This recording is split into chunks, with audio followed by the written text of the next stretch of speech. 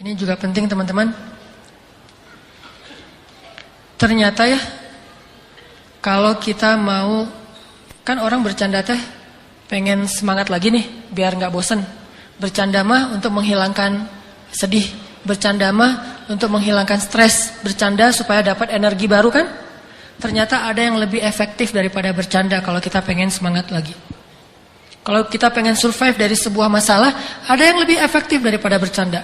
Walaupun bercanda itu boleh. Apa yang lebih efektif? Menangis. Menangis itu, menitikkan air mata itu lebih powerful daripada tertawa. Cuman kita sering memilih tertawa daripada menangis. Sama kayak orang lebih senang minum kopi, walaupun minum kopi itu boleh, daripada minum air putih. Padahal lebih menyehatkan minum air putih, cuma kan gak ada sensasinya. Tapi kalau kita bisa mengubah mindset kita, kalau orang teman-teman nanya, ngopi yuk gitu kan gitu ya, minum air putih yuk kan gitu ya. Bisa gak sih kita ngomong kayak gitu? Nah ini mengubah mindset nih. Kalian lagi ngapain? Lagi minum air putih. Pasti dibilang, gak seru ah. Kalau kalian lagi ngapain? Lagi ngopi. Di mana? Di kafe. Lagi ngapain? Lagi minum air putih. Di mana? Di beer house. Di beer house minum air putih. Kan? Ini kan keren nih, minumnya air putih. Di beer house minum air putih. Di kafe minum air putih. Kalau yang masih beer house ya, tapi kalau bisa gak usah. Terus di tempat apa, dimanapun lagi, hari ini belum minum air putih gitu. Bukan hari ini belum ngeteh, belum ngopi. Pagi-pagi dihidangin kopi sama istri kita. Papa mah sekarang udah gak minum kopi. Papa mah malamnya menangis, siangnya minum air putih. Kan gitu ya.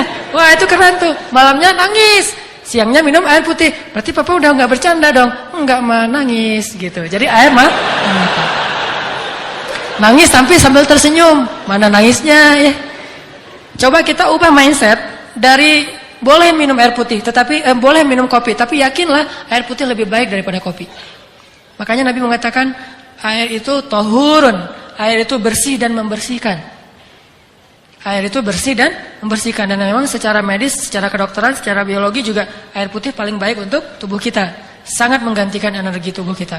Tapi kalau kopi sensasi itu, walaupun tetap baik kalau nggak banyak gulanya. Yang masalahnya kalau kebanyakan gula. Jadi gula yang dikopiin, bukan kopi yang digulain, saking manisnya. Nah, bercanda dengan menangis juga ibaratnya sama. Boleh bercanda, tapi porsinya cuma seperti minum kopi. Jangan minum kopi aja, habis makan ngopi, sebelum makan ngopi, mau jalan ngopi aja sehari sampai 2 liter. Ada nggak sih orang yang ngopi 2 liter dan sehat nggak sih? Ngopi kalau segelas, secangkir masih sehat nih. Apalagi kalau kopinya kopi bener. Bukan kopi yang gitu, kopi yang asli gitu ya. Kopi yang benar asli disimpan selama 100 tahun misalnya. Itu kan sehat tuh. Udah gitu baristanya keren lagi. Secangkir 2 cangkir dalam sehari masih wajar. Bayangin kalau ngopi sehari 2 liter. Kan gak sehat kan? Sedangkan minum air putih minimal berapa liter sih? 8 gelas. Gelas yang mana dulu nih? Bebas aja ya. Nah kalau air putih sehari 2 liter kan sehat. Melancarkan ginjal kita juga jadi sehat. Melancarkan pencernaan segala macam lah. Auranya juga jadi segar gitu. Sedangkan kopi kebanyakan justru jadi eksotis kayak kopi kan ya. Kenapa kok Ustadz warnanya eksotis banget? Saya senang ngopi gitu misalnya. Kalau yang kurang eksotis berarti senang coklat. Kalau yang sangat tidak eksotis berarti senang susu. Apaan gitu ya. Intinya kebanyakan kopi itu tidak sehat. Sama seperti kebanyakan bercanda. Bercanda sewajarnya. Oke, bercanda secangkir, bercanda 2 cangkir. Tapi bayangin kemana-mana bercanda. Sama kayak orang kemana-mana bawa botol aqua tapi isinya kopi. Ngopi lagi. Nggak bagus juga buat jantung dia. Makanya sewajarnya perbanyaklah menangis. Karena menangis itu air mata kita menggugurkan dosa dan membersihkan hati yang kotor. Air mata itu seperti hujan. Kalau di Arab itu diibaratkan hujan itu membersihkan rumah, daun-daun dari debu. Karena mereka mah padang pasir, daun banyak yang berdebu dibersihkan oleh air hujan. Maka begitulah air mata membersihkan hati seseorang. Coba nanti bayangin bedanya kesan habis ketawa sama habis nangis. Habis ketawa, seru tapi capek. Ketawa, aduh capek juga ya ketawa ya.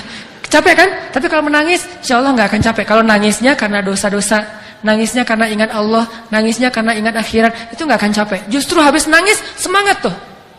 Beda banget kesannya habis nangis sama habis ketawa.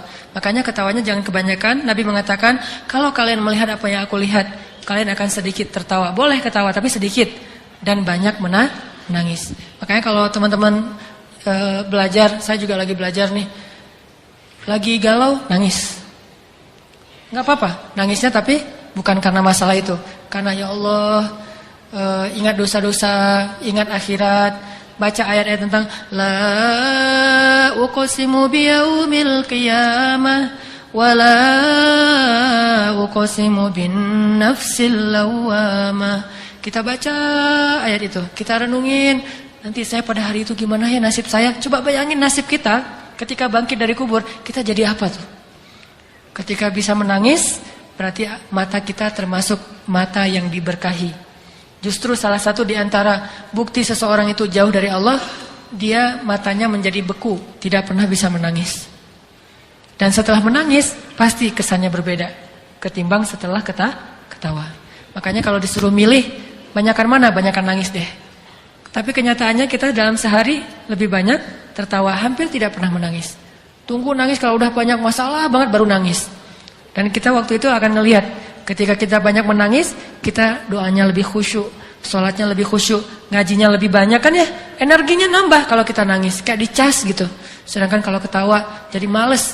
Sampai Nabi mengatakan kebanyakan ketawa itu bisa mematikan rasa di hati kita, gak bisa lagi mendengar kebaikan. Orang kalau udah ketawa terus dinasihatin, pasti dia nolak, bantah tuh. Makanya jangan kebanyakan ketawa, boleh tapi jangan kebanyakan. Itulah teman-teman fikih ketawa, bagaimana kita menjadikan ketawa kita berpahala, menjadikan ketawa kita itu hadiah buat teman kita, menjadikan ketawa kita itu ikut sunnah, menjadikan ketawa kita itu benar-benar penyegaran tetapi tidak berlebihan, dan hindari ketawa-ketawa yang syubhat, dusta, ketawa yang jahil, ketawanya nyeleneh, hindari itu, dan jangan juga terlalu banyak sehingga kita tetap bisa menangis di malam hari. Jadi kalau kita udah ketawa, tiba-tiba disuruh nangis agak susah.